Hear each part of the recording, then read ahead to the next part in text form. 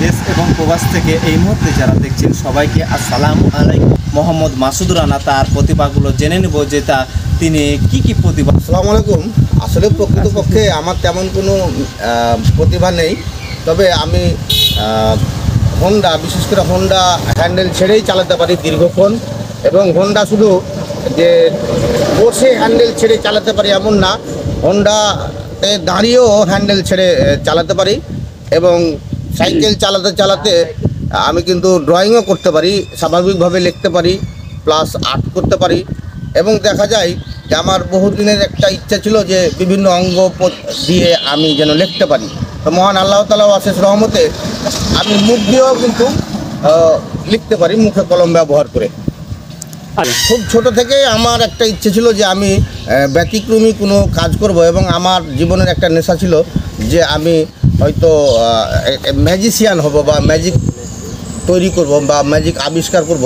তো সেই ধরনের মন মানসিকতা নিয়েই আমি বিভিন্ন কাজে দেখা যায় যে অন্য মানুষ যে কাজটা করে সে কাজটা ব্যতি রেখে আমি ব্যক্তিগতভাবে এক্সেপশনাল কিছু করতে চাই, এই মন মানসিকতাটা আমার খুব অল্প অবস্থা থেকেই। এবং আমি লেখাতে, কলমের লেখার ব্যাপারে আমি একটু বেশি পারদর্শী, কারণ আমার কলমটা একেবারে সেলাই মেশিনের মতো কাঁপবে, অথচ আমার লেখা কিন্তু ফ্রেশভাবে হবে। তো এইটা সিম্পলভাবে কয়েকটা বললাম, আরও আছে হয়তো, সেগুলো তো অত বিস্তারিত নিম্নে 5-6 ধরনের এই যে এই প্রতিভা আপনার মাঝে যে আছেন এবং মানুষের মাঝে যে আপনি একজন জনপ্রিয় হয়ে উঠেছেন এই প্রতিভার কারণে, তো আপনাকে কেমন লাগে? আসলে যদি কারো প্রতিভা প্রস্ফুটিত হয় তাহলে স্বাভাবিকভাবেই কিন্তু ভালো লাগবে। সেক্ষেত্রে আমার প্রতিভার কারণে আমি যদি কোনো মানুষের কাছে প্রিয় হয়ে থাকি তাহলে সেক্ষেত্রে অবশ্যই আমার মধ্যে একটা ভালো লাগা কাজ করবে। তবে আমি চাই যে যদি আমার প্রতিভাকে আমি বিকশিত করে যদি আল্লাহর পথে কিছু আমি টাকা ব্যয় করতে পারি আমার প্রতিভাকে কাজে লাগিয়ে, আমি বিশেষ করে হাফিজিয়া মাদ্রাসার প্রতি বিশেষভাবে দুর্বল, কারণ কোরআন সংরক্ষণের জন্য হাফিজরাই তো কাজ করে। সেহেতু আমি চাই যে আমার প্রতিভা দ্বারা যেন আমি আল্লাহর যেসব কাজ পছন্দ করেন সেই সব কাজগুলো যেন আমার প্রতিভা দিয়েই আমি প্রস্ফুটিত করতে পারি, এবং সেই চিন্তা ভাবনা নিয়েই আমি সবসময় আমার প্রতিভা নিয়ে ভাবি।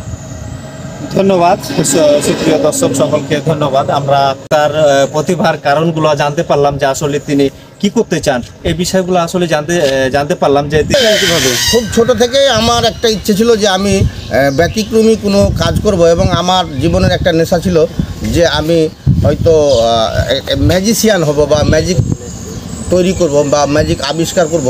তো সেই ধরনের মন মানসিকতা নিয়েই আমি বিভিন্ন কাজে দেখা যায় যে অন্য মানুষ যে কাজটা করে সে কাজটা ব্যতি রেখে আমি ব্যক্তিগতভাবে এক্সেপশনাল কিছু করতে চাই, এই মন মানসিকতাটা আমার খুব অল্প অবস্থা থেকেই।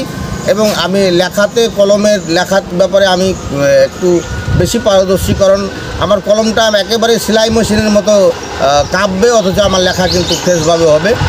তো এইটা সিম্পলভাবে কয়েকটা বললাম, আরও আছে হয়তো, সেগুলো তো অত বিস্তারিত। কত রকম প্রতিভা আপনি জানেন, আয়ত্ত করেছেন? নিম্নে 5-6 ধরনের আশ্চর্যজনক এই প্রতিভাগুলো নিয়ে আছেন আপনার মাঝে যে আছেন, তো আপনাকে কেমন লাগে? আপনি যে এক পর্যায়ে জনগণের কাছে প্রিয় হয়ে গিয়েছেন এই প্রতিভাগুলোর কারণে, তো আপনাকে কেমন লাগে?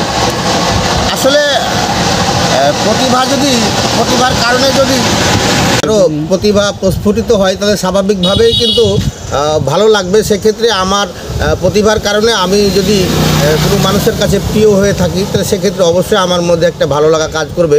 তবে আমি চাই যে যদি আমার প্রতিভাকে আমি বিকশিত করে যদি আল্লাহর পথে কিছু আমি টাকা ব্যয় করতে পারি আমার প্রতিভাকে কাজে লাগিয়ে, আমি বিশেষ করে হাফিজিয়া মাদ্রাসার প্রতি বিশেষভাবে দুর্বল, কারণ কোরআন সংরক্ষণের জন্য হাফিজরাই তো কাজ করে। সেহেতু আমি চাই যে আমার প্রতিভা দ্বারা যেন আমি আল্লাহর যেসব কাজ পছন্দ করেন সেই সব কাজগুলো যেন আমার প্রতিভা দিয়েই আমি প্রস্ফুটিত করতে পারি, এবং সেই চিন্তা ভাবনা নিয়েই আমি সবসময় আমার প্রতিভা নিয়ে ভাবি।